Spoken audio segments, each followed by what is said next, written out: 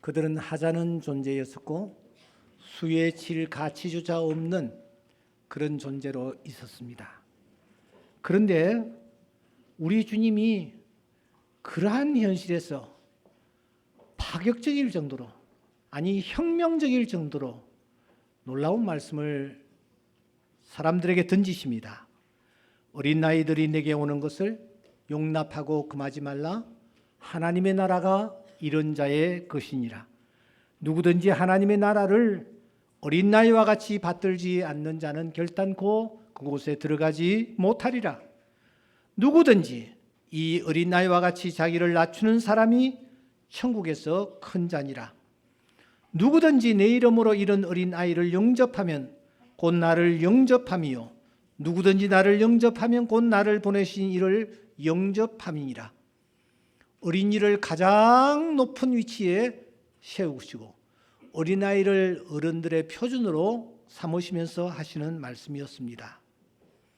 그런데 오늘 우리들은 이런 자녀들을, 이런 어린이들을 어떻게 대하고 있습니까? 어린이들을 대하면서 어떤 생각들을 하고 계십니까? 로마의 명사 티벨리우스는 그의 아내 코르넬리아를 두었습니다. 그런데 이 코르넬리아는 아주 현숙한 부인으로 널리 알려진 그런 여인입니다. 어느 날 이 코르넬리아가 자기의 친구들을 자기 집으로 초청을 했습니다. 환담을 나누고 있었겠죠. 부인들이 만나서 이런저런 얘기를 나누다가 이 얘기의 주제는 보석으로 넘어갔습니다. 보석 자랑이 늘어지기 시작한 것입니다. 어떤 보석을 누구에게 어떻게 받았는데 값이 어느 정도 되고 막 이렇게 자랑들을 늘어놓습니다. 그런데 코르넬리아는 한마디도 거들지를 않는 것입니다.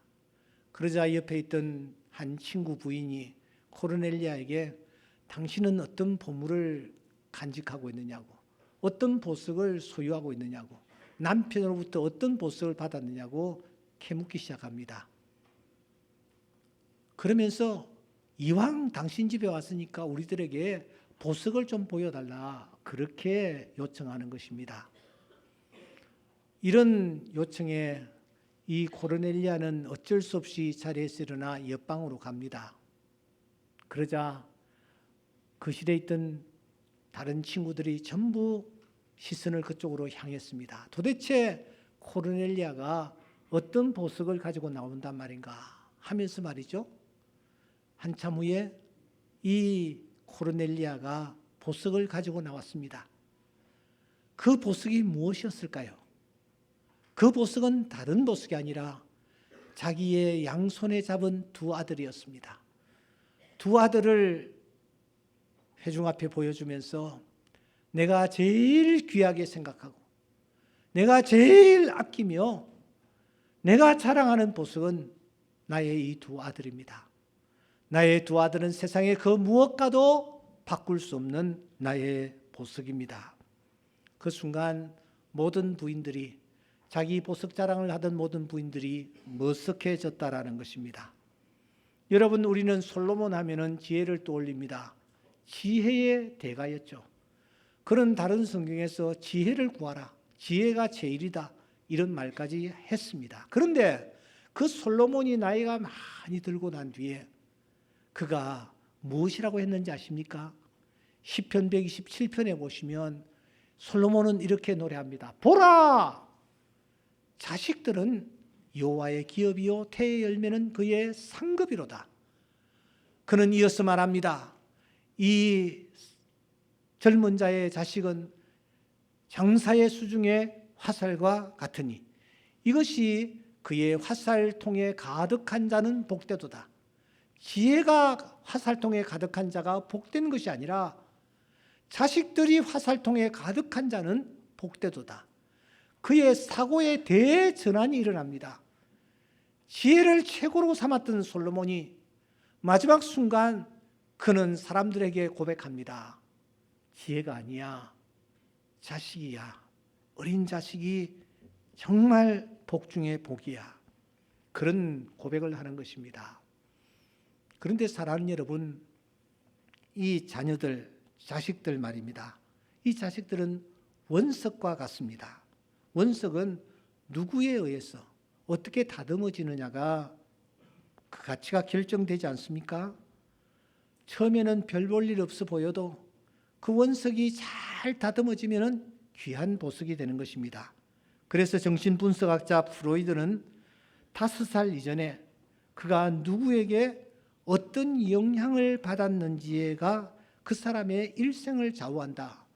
결국은 제일 처음 누가 자녀에게 관심을 가지고 또 자녀를 가까이 하느냐가 결정된다라는 것입니다. 사랑하는 여러분, 내 사랑하는 자녀에게 누가 제일 먼저 다가갔습니까? 내 사랑하는 자녀에게 누가 가장 많은 영향력을 미쳤습니까?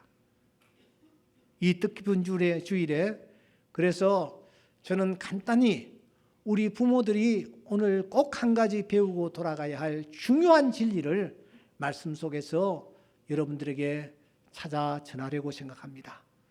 지금도 늦지 않았습니다. 부모들이 꼭 배워가야 할 중요한 진리가 본문에 담겨 있습니다. 여러분, 우리가 배워야 할 대상은 누구입니까? 더 이상 배울 필요가 없는 어른들이십니까? 천만의 말씀이요. 우리가 배워야 합니다. 누구에게 배워야 합니까? 가장 완전하신 우리의 아버지 하나님으로부터 배워야 될 줄 믿습니다. 무엇을 배워야 합니까?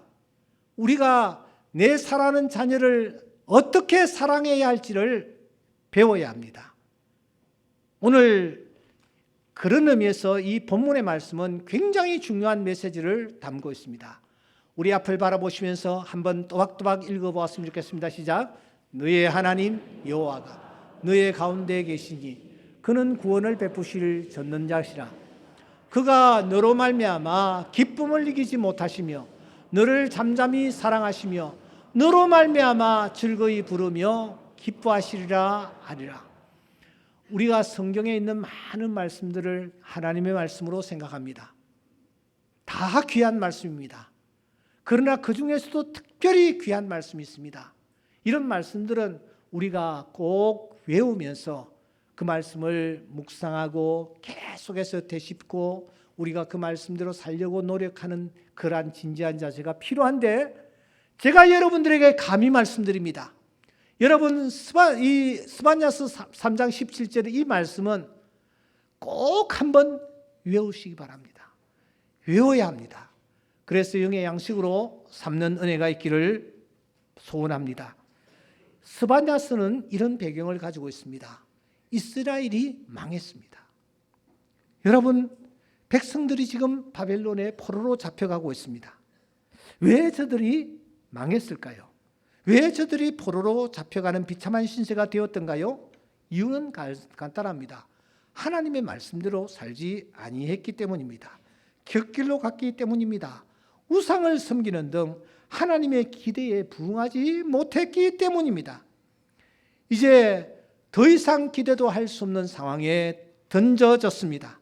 때문에 이런 백성들을 바라보며 눈물의 선지자 예레미야는 그렇게 울었나 봅니다.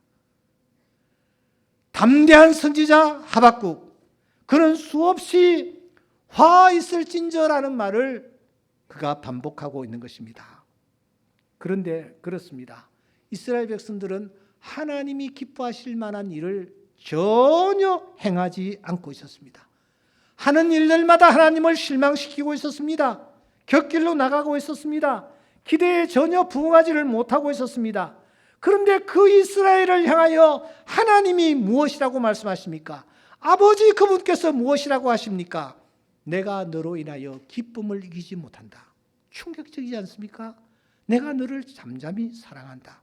너를 생각하면 즐거움이 넘친다. 여러분, 하나님이 지금 누구를 향하여 이 말씀하십니까?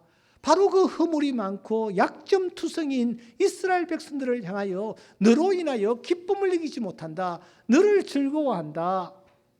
너로 인하여 내가 만족한다. 그렇게 말씀하시는 것입니다. 그래서 우리는 본문 속으로 좀 더 깊이 들어가 봐야 합니다. 여기에 여러분, 너는 누구입니까? 너라는 단어가 여러 번 등장하는데 너는 누구입니까? 1차적으로 이스라엘을 뜻합니다. 하지만 이 말씀을 대하고 있는 오늘 우리, 아니 납니다. 나는 어떤 존재입니까? 완전하신 하나님이 보실 때 나는 과연 어떤 모습일까요? 이사야 선지자는 이사야서 1장 5절에서 이렇게 말합니다. 온 머리는 병들었고 온 마음은 피곤하였으며, 이어서 말합니다. 발바닥에서 머리까지 상한 곳이 없이 상한 것과 터진 것과 새로 맞은 흔적뿐인 존재가 너희들이다. 이게 우리의 모습이라는 거예요. 이런 나를 바라보시면서 하나님이 어떤 생각을 하시겠습니까? 매일매일 범죄하고 실수하고 추악한 일을 저지르며 시기와 질투와 거짓말과 이심과 여기에 세상과 짝하여 살아가는 나를 보면서 말입니다. 그런데 그런 이스라엘을 향하여, 아니 우리를 향하여, 아니 나를 향하여 하나님이 이렇게 말씀하십니다. 내가 너로 인하여 기쁨을 이기지 못한다. 이 17절을 몇 번이고 묵상하고 또 묵상하면은 이 말씀 속에서 하나님의 음성이 들린다는 사실을 아십니까? 저는 이 17절을 수없이 묵상하면서 읽고 또 읽었을 때에 이 말씀 속에서 이런 음성이 제 귀에 들려왔습니다. 얘야, 내가 나에게 기쁨을 주어서 고맙다. 정말 고맙다 하는 음성이 들리는 듯 했습니다. 왜 이런 음성을 우리에게 주실까요? 유혹이 많고 힘든 세상을 그래도 말씀대로 살아가려고 발부둥치며 믿음의 경주를 경주하려고 애쓰며 힘들고 어렵지만 물질과 시간과 정성을 쏟아 주님을 위하여 살며 혹시 범죄했을 그때는 잠을 이루지 못하며 엎드려 통곡하고 마음 아파하고 어떤 때는 양심의 가책을 받아 괴로워하는 그 모습 하나님의 자녀답게 그리스도의 향기를 바라며 살아가려고 노력하는 그 모습을 바라보시며 하나님께서 대견해 하신다라는 것입니다. 그래서 그분은 오늘 우리를 향하여 나에게 기쁨을 주어서 참 고맙다. 고맙다. 정말 고맙다. 그렇게 말씀하시는 것입니다. 지금 우리를 바라보시면서 말입니다. 사랑하는 여러분, 그래서 우리는 이 시간 스스로에게 물어봐야 합니다. 완전하신 하나님, 그 완벽하신 하나님이 나를 바라보실 때에 보시는 기준과 내가 내 사랑하는 자녀들을 향하여 바라보는 기준, 그 두 기준을 비교할 때에 어느 쪽이 더 한심할까요? 어느 쪽이 더 속상해할 일이 많을까요? 하나님과 우리 사이는 1만 달란트 빚진 자와 다를 바 없는 모습입니다. 우리와 우리 자녀들 사이는 100데나리온에 불과한 빚진 자의 모습입니다. 1만 달란트 빚진 자가 그런데 어떤 모습으로 빚진 자를 바라봅니까? 내가 너를 기뻐하노라. 내가 즐거워하노라. 내가 잠잠히 사랑하노라. 그렇게 말씀을 바라고 계시는데 100데나리온 빚진 자와 같은 내가 내 사랑하는 자녀들을 향하여 여러분 평소에 어떤 태도를 취하고 있습니까? 저는 이 본문을 보면서 절대적 후견인이라는 단어를 떠올렸습니다. 후견인이란 고대 로마 역사에서부터 시작된 놀라운 메시지가 담겨 있습니다. 어떤 경우에도 포기하지 않고 어떤 경우에도 버리지 아니하는 그런 자를 후견인이라고 하는 것입니다. 하나님이 어떤 분이시냐? 하나님은 후견인입니다. 후견인이되 절대적 후견이십니다. 어떤 잘못을 저질러도 어떤 자리에 나아가도 그 아버지 하나님은 우리를 절대 포기하지 않습니다. 사랑하는 여러분, 우리가 범죄하여 우리가 실수하여 우리가 사형 선고를 받아야 할 때에는 하나님은 자기 아들을 이 땅에 보내시사 나를 위하여 십자가에 못 박혀 돌아가게 하실 정도로 하나님은 절대적 후견자가 되시는 줄 믿습니다. 우리의 허물과 잘못을 하나님은 개의치 아니하시고 하나님은 눈 감아주시고 하나님은 우리의 걸음을 인도하시는 하나님이십니다. 사랑하는 여러분, 그렇다면 우리 또한 부모로서 우리 자녀들에게 후견인이 되어야 되지 않겠습니까? 절대적 후견인이 되어야 되지 않겠습니까? 우리가 우리 자녀들을 그렇게 바라보아야 되지 않겠습니까? 여러분, 이 시간 기억을 한번 되살려 보시기 바랍니다. 내 집 아이가 응애하고 소리를 지르며 태어났을 때 우리는 온 세상을 얻는 듯한 기쁨을 맛보지 않았습니까? 그 아이가 기저귀에 눈동이 더러웠던가요? 천만에 그 똥을 찬찬히 바라보며 왜 이렇게 색깔이 곱지? 놀라워하지 않았습니까? 아이가 엄마, 아빠라는 한마디를 내뱉었을 때에 그 아이의 그 소리를 들으며 여러분의 기분은 도대체 어떠했습니까? 노란 원복을 입고 뒤뚱거리며 유치원에 갈 때 그 뒷모습을 바라보며 얼마나 흐뭇해하셨습니까? 이렇게 그 자녀가 부모인 우리에게 준 것이 한없이 많습니다. 부모인 우리가 자녀에게 해준 것과 비교할 수 없이 많은 기쁨과 즐거움과 삶의 의미와 보람을 우리에게 안겨 주었습니다. 그런데 여러분, 바로 그 자녀들을 향하여 지금 여러분들은 어떤 감정과 어떤 생각들을 가지고 계십니까? 내 마음에 차지 않는다고 화를 늘 내고 계시지는 않습니까? 내가 시키는 대로 순종하지 않았다고 속상해하고 계시지는 않습니까? 특히 내 기대에 부응하지 못하여 실망하고 있지는 않습니까? 오늘 이 예배에 참석한 모든 분들에게 하나님이 우리를 바라보시며 가지셨던 그 기쁨을 회복할 수 있기를 주의 이름으로 축원합니다. 고맙다는 생각을 가져야 합니다. 여러분, 아이들이 이 험한 세상을 얼마나 힘들게 살아가는지 아십니까? 아이들이 말은 하지는 않지만 아이들이 반듯하게 살려고 인정 한번 받으려고, 칭찬 받으려고, 좋은 대학 한번 들어가 보려고, 번듯한 직장에 들어가고 싶어서 우리 아이들이 말은 하지 않지만 얼마나 노력하는지 아십니까? 어느 여고의 1학년 교실에서 실제로 있었던 일입니다. 학기 말 시험이 진행되고 있습니다. 생물 시험입니다. 10번 문제가 아리까리했습니다. 정답을 알 길이 없는 거예요. 답이 생각나지 않는 것입니다. 그래서 머리를 쥐어짜는 한 학생이 한 문제라도 맞춰보겠다라는 그런 심정으로 마지막 순간 빈칸을 채웠습니다. 똥구멍이라고 써서 제출을 했습니다. 그런데 선생님이 문제지를 가지고 나가고 이제 친구들끼리 답을 확인해 보니 똥구멍이 아니라 항문이었습니다.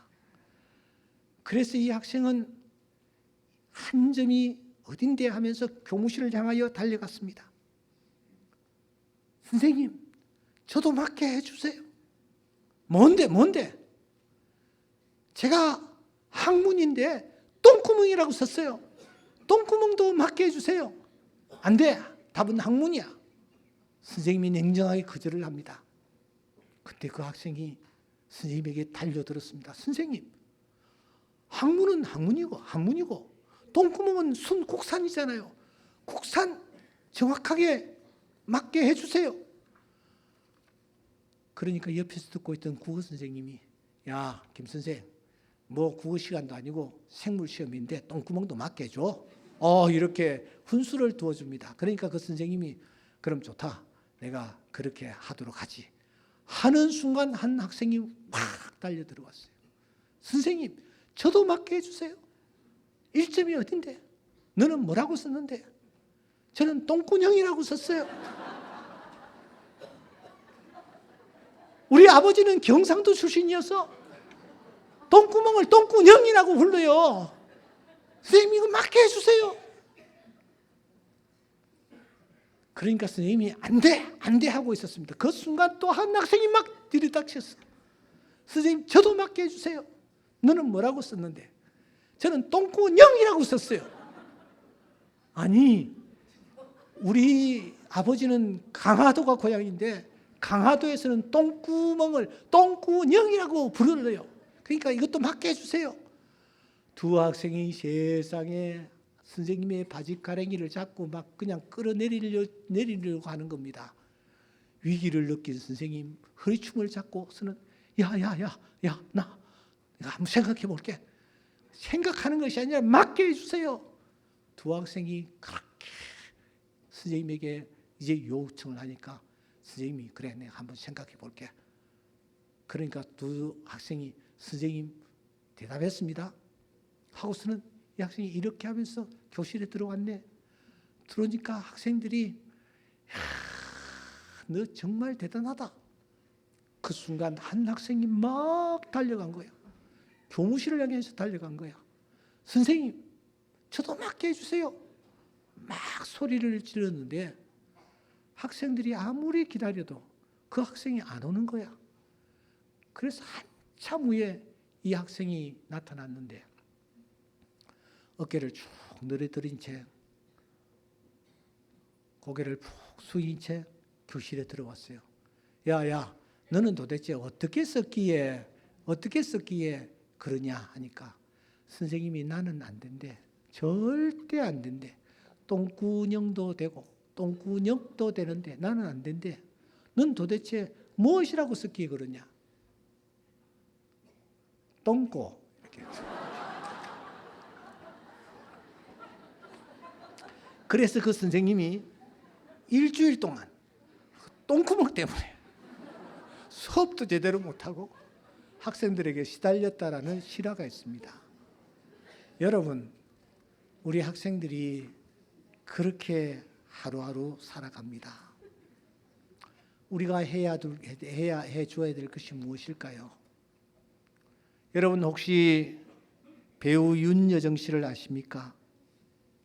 2021년 93회 아카데미 시상식에서 미나리라는 작품으로 여우 조연상을 받았습니다. 그가 상을 받는 현장을 제가 TV로 본 적이 있습니다. 세상에 그렇게 늠름할 수 있습니까? 그렇게 여유롭고 유머와 위트가 그렇게 있을 수가 있습니까? 전부 외국인인데 그 앞에서 윤여정 씨가 자중을 압도하더라고요. 야, 대단하구나. 그런 생각을 했습니다. 그가 1987년 조영남 씨와 이혼을 했습니다. 그러면서 자기의 아들 둘을 내가 키우겠다 하고 자기가 받았나 봅니다. 그리고 이 아들을 한번 보란 듯이 잘 키우고 싶어서 미국으로 이민을 가가지고 표현하지는 않지만 정말 밑바닥에서부터 아이 둘만 바라보고 이 아이들 잘 됐으면 내가 한이 없겠다는 마음으로 뒷바라지하면서 아이들을 키웠겠죠. 세월이 흘렀습니다. 이번에 그가 결혼 피로연이라는 영화 인터뷰를 위해서 그가 무대 앞에 섰습니다. 그리고 그는 조금도 망설임이 없이 내 큰 아들이 지난 2000년 커밍아웃을 했소라고 발표를 했습니다. 쉽게 말하면 내 아들이 게이라는 거예요. 그것도 자기 큰아들이 여자 역할을 하는 거야. 어떤 남자와 동거 생활을 동성애가 동거 생활을 하면서 여자 역할을 하는 거예요. 여러분 엄마의 심정이 도대체 어떠하겠어요? 생명을 걸고 키웠는데 그 아들이 그렇게 돼버렸으니 땅을 칠 일이 아닙니까? 그런데 이 윤여정 씨 한마디가 정말 우리의 가슴 속에 와 박혔습니다. 나는 내 사위를 더 사랑한다. 무슨 말입니까? 자기 아들이 여자 역할을 하고 또 한 남자가 남자 역할을 한다라는 것이죠. 더 사랑한다. 여러분 오해하지 마십시오. 저는 동성애를 지지하는 사람이 절대 아닙니다. 그것은 성경적이 아니기 때문입니다. 그러나 이 시간 잠시 우리 이 동성애가 옳으냐 그러냐를 접어놓고 어머니의 심정으로 한번 돌아가 보자고요. 윤여정 씨는 어머니로서 자기 아들을 지지하는 것입니다. 내 아들이니까. 내 아들이니까. 그가 출연한 결혼 피로연 한 부분에 이런 메시지가 나오는데 이런 대사를 이 윤여정 씨가 하고 있습니다. 내가 누구든 너는 내 손자야. 내가 누구든 너는 내 손자야. 오늘 이 예배에 참석한 사랑하는 성도 여러분, 예수님이 하나님이 우리에게 절대적 후견자로 우리에게 다가오셨듯이 우리 또한 우리 자녀들에게 절대적 후견인으로 다가갈 수 있기를 바랍니다. 하나님께서 이런 모습을 귀하게 보시고 우리를 다듬어 주실 줄 믿습니다. 자녀들이 왜 내 가까이 잘 오지 않습니까? 자녀들이 왜 집에 안 들어오면 입을 닫고 있습니까? 부모를 믿지 못하기 때문에, 의지하지 못하기 때문입니다. 모든 것 하나님께 다 맡기고 우리 모두 절대적 후견인으로 다시 자녀들에게 다가가는 은혜가 있기를 주의 이름으로 축원합니다. 기도하십시다.